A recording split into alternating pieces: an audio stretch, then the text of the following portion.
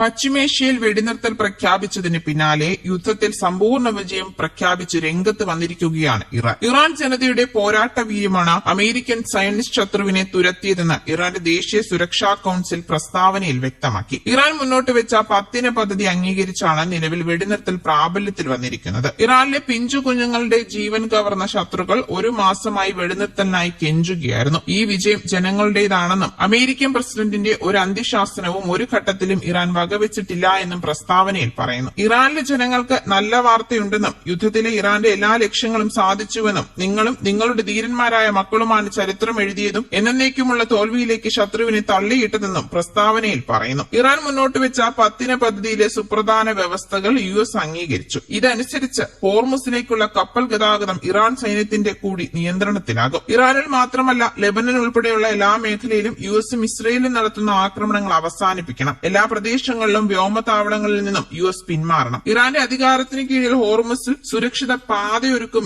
എന്നിവയാണിവ. 10 നിർദ്ദേശങ്ങൾ ഇങ്ങനെയാണ്. US ഇറാനുമേൽ അധിനിവേശം നടത്താൻ പാടില്ല. ഹോർമുസിൽ ഇറാന്റെ നിയന്ത്രണം തുടരും. ആണവ സമ്പുഷ്ടീകരണത്തിനുള്ള ഇറാന്റെ അവകാശം അംഗീകരിക്കണം. US ഇറാനുമേൽ ഏർപ്പെടുത്തിയിരിക്കുന്ന ഉപരോധം പിൻവലിക്കണം. ഇറാനുമായി സഹകരിക്കുന്ന രാജ്യങ്ങൾക്കുമേൽ ഏർപ്പെടുത്തിയ ഉപരോധങ്ങളും പിൻവലിക്കണം. UNൽ ഇറാനെതിരെ കൊണ്ടുവന്ന എല്ലാ പ്രമേയങ്ങളും റദ്ദാക്കണം. രാജ്യാന്തര ആണവോർജ്ജ ഏജൻസി ഇറാനെതിരായി കൊണ്ടുവന്ന എല്ലാ പ്രമേയങ്ങളും റദ്ദാക്കണം. ഇറാന് സംഭവിച്ച നാശനഷ്ടങ്ങൾക്ക് പരിഹാരം നൽകണം. മേഖലയിൽ നിന്ന് US സൈന്യത്തെ പിൻവലിക്കണം. ഹിസ്ബുള്ളക്കെതിരായി ഉൾപ്പെടെ നടത്തുന്ന എല്ലാ ആക്രമണങ്ങളും അവസാനിപ്പിക്കണം. ഇറാൻ പരമോന്നത നേതാവ് മുസ്തഫ ഖമനേയിയുടെ നിർദ്ദേശപ്രകാരം പാകിസ്ഥാന്റെ മധ്യസ്ഥത അംഗീകരിക്കുകയും വിവരങ്ങൾ ഇറാന് കൈമാറുകയുമായിരുന്നു. നിലവിലെ വെടിനിർത്തൽ കൊണ്ട് യുദ്ധം പൂർണ്ണമായി അവസാനിച്ചുവെന്ന് കരുതുന്നില്ല എന്നും മുന്നോട്ട് വെച്ച 10 പദ്ധതികളും പൂർണ്ണമായും അംഗീകരിച്ചാൽ മാത്രമേ സമ്പൂർണ്ണമായ യുദ്ധം അവസാനിച്ചുവെന്ന് ഔദ്യോഗിക സ്ഥിരീകരണം നടത്തൂവെന്നും ഇറാൻ വ്യക്തമാക്കിയിട്ടുണ്ട്. യുദ്ധത്തിൽ അമേരിക്ക നിലംപരിശായെന്നും അധാർമികതയും നിയമവിരുദ്ധതയും കുറ്റകരവുമായ യുദ്ധമാണ് ഇറാനിലെ ജനങ്ങൾക്ക് നേരെ അമേരിക്ക നടത്തിയതെന്ന് സുരക്ഷാ കൌൺസിൽ പറയുന്നു. നിലവിലെ കരാർ അനുസരിച്ച് ഇറാനുമേൽ US ഏർപ്പെടുത്തിയ നേരിട്ടുള്ള ഉപരോധവും ഇറാന്റെ സഖ്യകക്ഷികൾക്ക് ഏർപ്പെടുത്തിയ ഉപരോധവും പിൻവലിക്കും. ഇറാന്റെ ആണവ സമ്പുഷ്ടീകരണം US അംഗീകരിക്കുകയും ഹോർമോസിലെ ആധിപത്യം അംഗീകരിക്കുകയും ചെയ്തിട്ടുണ്ടെന്ന് ഇറാൻ ദേശീയ സുരക്ഷാ കൌൺസിൽ പ്രസ്താവനയിൽ വിശദമാക്കി. ഫെബ്രുവരി 28-ന് അമേരിക്കയും ഇസ്രയേലും ഇറാനുമേൽ വ്യോമാക്രമണം നടത്തിയാണ് യുദ്ധത്തിന് തുടക്കമിട്ടത്. ഇറാന്റെ പരമോന്നത നേതാവായിരുന്ന